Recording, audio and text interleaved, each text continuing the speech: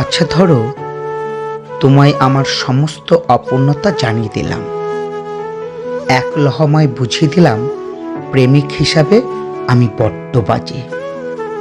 তখন কি আমার অপূর্ণতাগুলোকে অজুহাত বানিয়ে ছেড়ে চলে যাবে?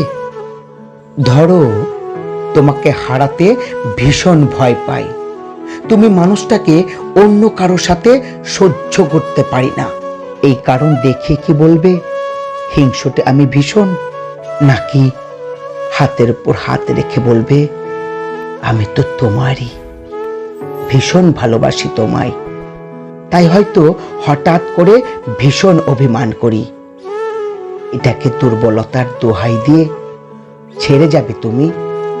নাকি মাথায় হাত বুলিয়ে বলবে শান্ত হও, আমি আছি তো? ধরো, সময় দিচ্ছ না একদম, পাগলের মতো অপেক্ষা করছি আমি। ভীষণ মাথা গরমে ফুঁপে ওঠে যদি বলি আমাকে ব্যস্ততার মাঝে কিছুটা সময় দাও, এটা আমার অধিকার।